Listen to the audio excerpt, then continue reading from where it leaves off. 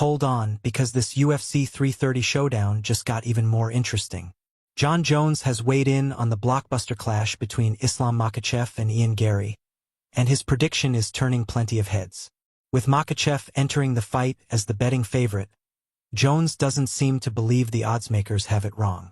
Before we dive deeper, hit that like button if you're enjoying the coverage and want to support the channel. As Gary prepares for the toughest test of his career, Jones appears convinced that the Irish contender won't be leaving with the victory. During a recent interview with Sport24 while visiting Russia, Jones was asked about the UFC 330 main event. He didn't hesitate to back Makhachev, praising him as one of the best fighters on the planet today. Jones even placed himself in that same elite category, explaining that Makhachev's wrestling pedigree makes him an incredibly difficult opponent to overcome. According to Jones, fighters with that kind of grappling foundation are among the hardest to beat, and he encouraged Makhachev to keep building his legacy. Still, not everyone shares that opinion. Speaking with MMA Junkie, Dean Thomas argued that Gary presents a unique and dangerous challenge for Makhachev. Thomas believes many fans underestimate Gary because of his personality and past controversies instead of focusing on his actual abilities inside the cage. He praised Gary's movement, fight IQ, discipline, and ability to avoid costly mistakes, insisting those qualities make him a legitimate threat. Thomas continued by highlighting Gary's physical advantages, experience, and steady improvement throughout his career. He pointed to victories over Michael Venom Page and Carlos Prates, noting that both fighters have posed major problems for opponents. In Thomas's view, Gary's knack for solving difficult matchups is exactly why Makhachev can't afford to overlook him. He even admitted this is one of those fights where an upset wouldn't completely shock him. So now the question is yours. Does Islam Makhachev dominate as expected? Or can Ian Gary pull off one of the biggest surprises in recent UFC history? Let me know your prediction in the comments, and don't forget to subscribe for more MMA updates. Could everyone be making the exact same mistake with Ian Gary that they made before Justin Gaethje shocked the MMA world? That's the question fans are asking as this fight draws closer.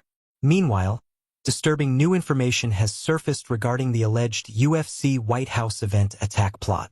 It turns out the early concerns weren't simply wild speculation.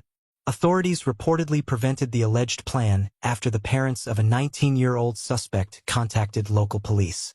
Now, the investigation has expanded, with reports indicating that 8 suspects have been arrested. According to a new report from MMA Junkie, 20-year-old Alexander Inig Mercado has been charged with allegedly obstructing a federal investigation. Prosecutors claim Mercado acted as an administrator for a group on the Signal messaging app that investigators believe was used to discuss plans involving the UFC White House event. After being contacted by the FBI, Mercado allegedly denied intending to travel to Washington, D.C., and is also accused of deleting the Signal application from his phone. If convicted, he could face a prison sentence of up to 20 years. It's an alarming situation all around, and it raises the obvious question of why anyone would become involved in something so serious. Back inside the MMA world, another storyline is quickly gaining momentum. Just weeks ago, almost nobody was seriously discussing Conor McGregor fighting Justin Gaethje because most fans expected Ilia Topuria to defeat Gaethje. Everything changed after Gaethje captured the undisputed lightweight championship, and with his previous verbal exchanges with McGregor, speculation about a future showdown has exploded. McGregor has also said publicly that he'd welcome that matchup. During a recent episode of the Anik and Florian podcast, John Anik suggested that if McGregor defeats Max Holloway on July 11th, he could leap straight to the front of the line for a lightweight title opportunity, even though Arman Tsarukyan is widely viewed as the leading contender. Anik acknowledged there are fair questions about whether McGregor can still make the 155-pound limit or even wants to compete there again. Even so, if McGregor beats Holloway and decides to chase lightweight gold, it's hard to imagine the UFC ignoring that opportunity. Unfortunately for Tsarukyan, that could mean waiting once again. Adding even more fuel to the story, Justin Gaethje confirmed he'll be in attendance for McGregor versus Holloway and admitted he still wants the chance to punch McGregor in the face. Of course, none of that matters unless McGregor gets past Holloway first, and many observers believe that's far from guaranteed. Former middleweight champion Michael Bisping also shared his thoughts during an interview with MMA Junkie. He explained that Holloway's legacy is already secure even if he loses, while also outlining several reasons why the former featherweight champion has a legitimate path to victory. Bisping pointed to Holloway's incredible experience, noting that he's only 34 years old despite competing in the UFC since he was just 19.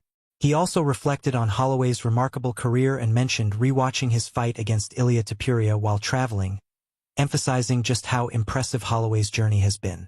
I missed he was performing really good. It was an extremely competitive bout until he got stopped. It favors Max Holloway. He's got the stats. He's got the resume. He's been fighting only the best talent.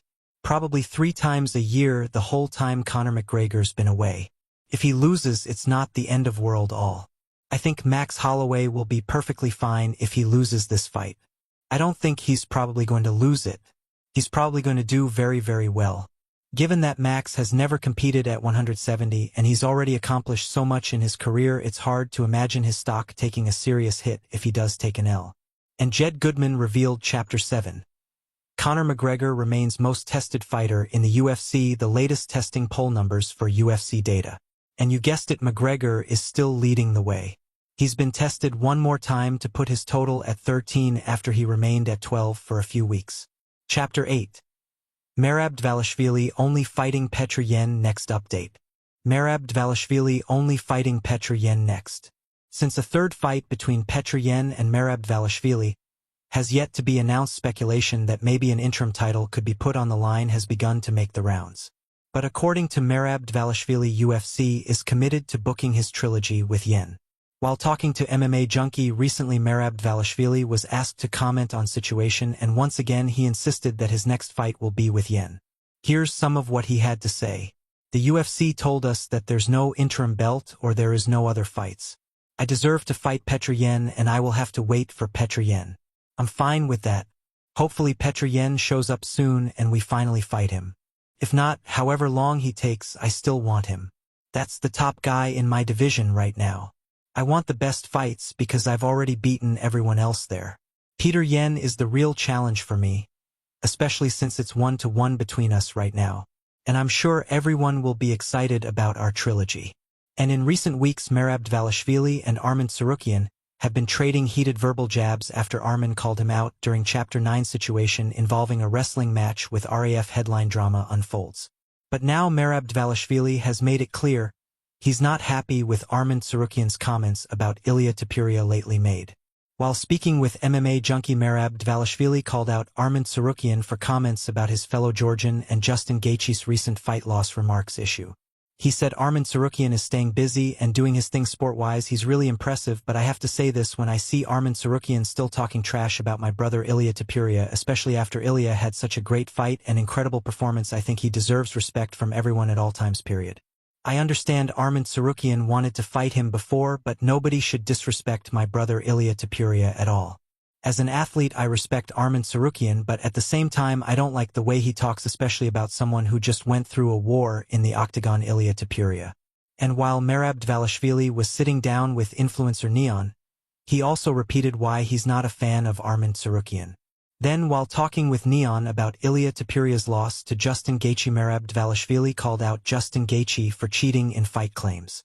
According to Merab, Ilia couldn't see in both eyes because Justin was punching him with hand half open, allowing fingers to poke Ilia's eyes and cause damage during exchanges in the fight here. Merab believes this is exactly why Justin's punches to Ilia's eyes were effective here.